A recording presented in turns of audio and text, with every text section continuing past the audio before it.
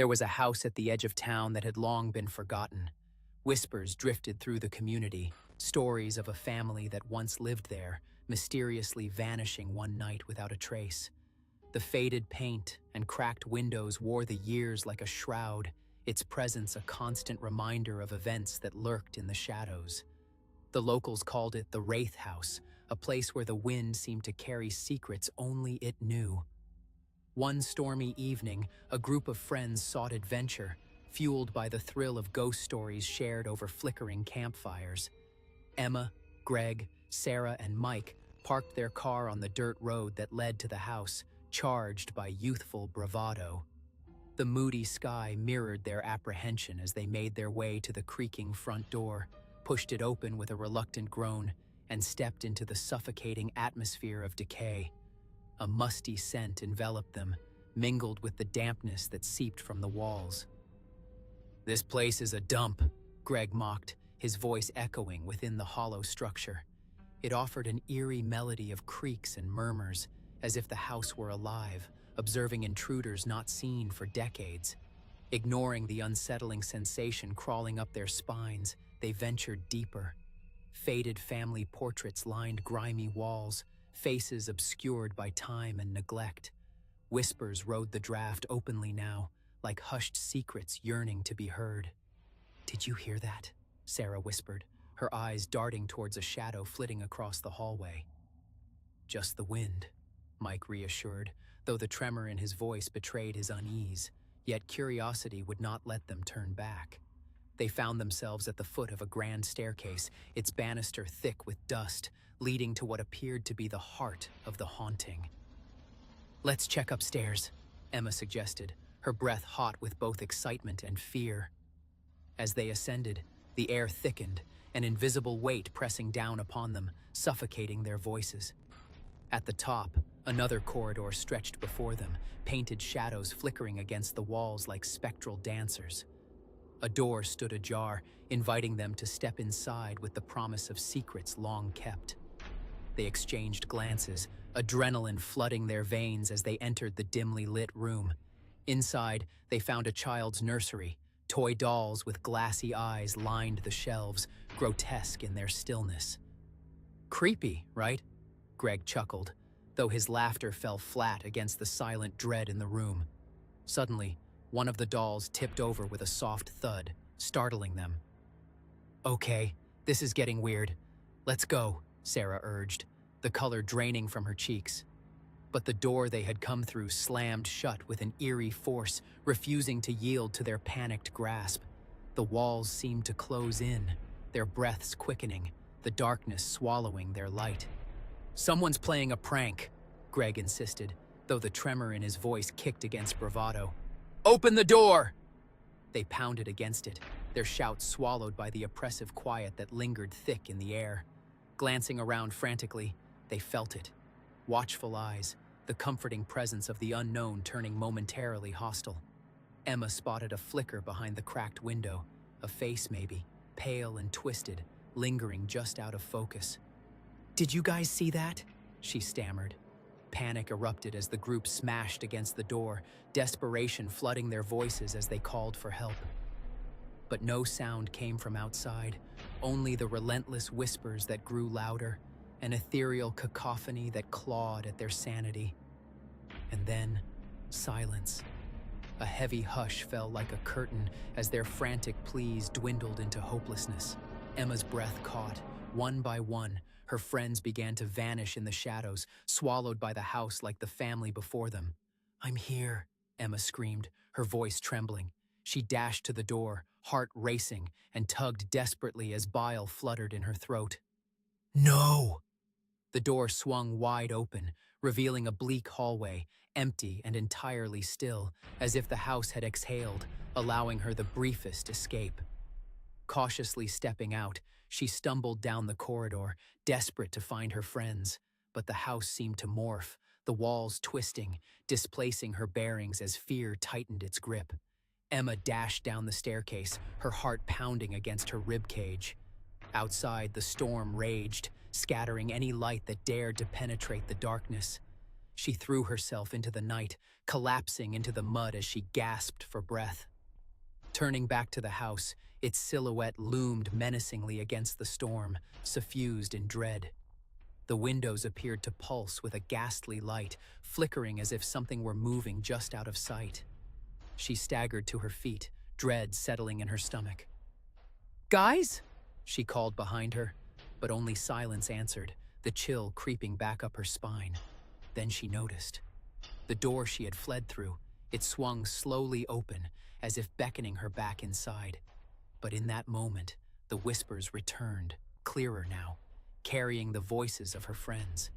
They were calling for her, their tones mingling with the awareness of the lurking danger.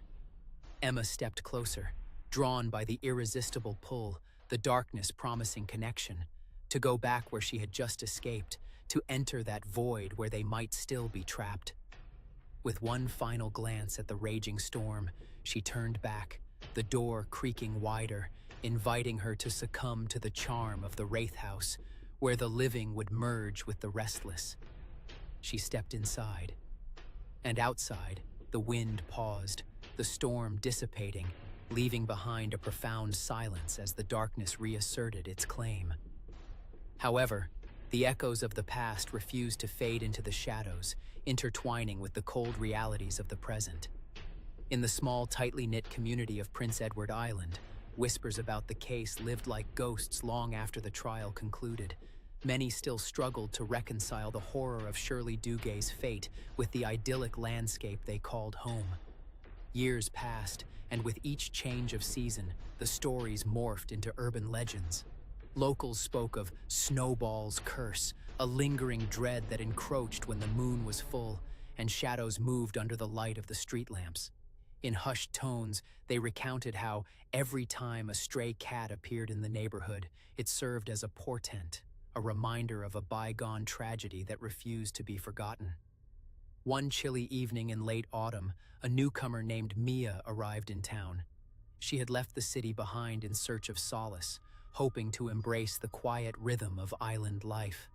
Mia was an animal lover, drawn to the stray cats that roamed the streets, believing she could make a difference. But what she didn't know was that the specter of Snowball lingered in these quaint surroundings, cloaked in the whispers of danger that accompanied the turn of the leaves. The first night, she spotted the cats, thin shadows darting over the cobblestone streets, their eyes like glimmers of fear in the night. Among them was a pure white cat, strikingly beautiful, with a gaze that seemed to pierce through her very being. "Snowball," she murmured to herself, captivated by its elegance, yet unsettled by its presence. But as the days turned into weeks, that cat became a constant companion, following her as she explored the winding paths of the village. Mia was charmed. She fed Snowball scraps from her own table, but she soon began to notice unsettling behavior from the cat. It would stare intently into corners where no shadows dared to gather, and at night it would position itself at her bedroom door as though guarding her from something unseen. Her dreams soon became chaotic. They were filled with gnarled hands reaching out, urgent cries begging for release, and a pervasive weight that pressed against her chest, suffocating yet compelling. "I'll take care of you, I promise," she would whisper to the feline, not realizing how her comforting voice echoed through a house that whispered dark secrets of its own. Then came the night of the harvest moon.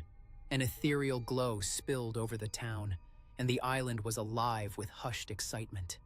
But Mia felt an electric charge in the air, a disturbance that rippled through her as she watched Snowball tense and pace. Curiosity tugged at her, leading her out into the night where the whispered stories warned of a curse. As she trod through the now familiar streets, she felt an uncanny pull guiding her toward the riverbank, where the trees swayed like haunted phantoms. A soft rustling in the underbrush caught her attention, and before she realized it, she stood at the very spot where Shirley had been discovered, just beside the scarred earth that held the town's tragic past, close to its hollow veins.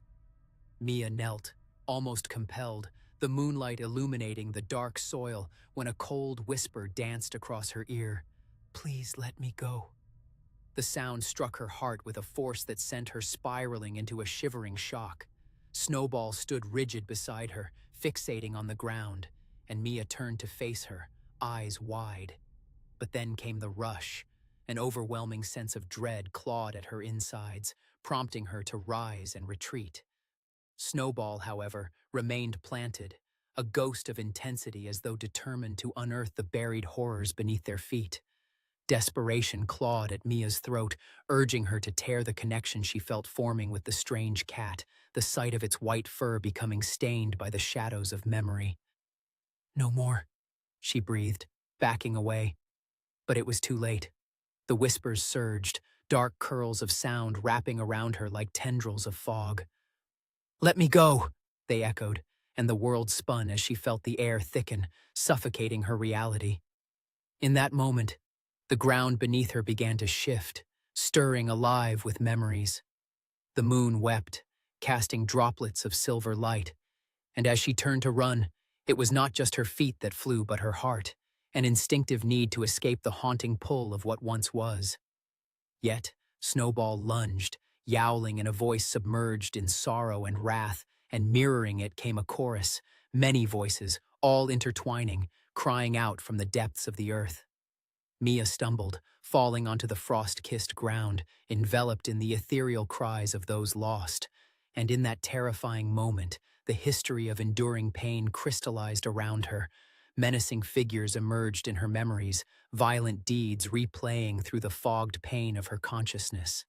Those screams transcended the grave, raised in anger against their perpetrator, but eternally captured by the sins of both flesh and fur. Just as suddenly as it happened, silence returned, suffocating yet profound. The white cat stood over her, its eyes glistening with the weight of unfulfilled justice, before slinking away, vanishing without a trace, leaving Mia gasping for clarity, enveloped by chilly air that whispered promises of loss. The edges of her reality frayed that night, exposing her heart to a terror she couldn't comprehend. But one truth remained. The ghosts of the past never truly rest.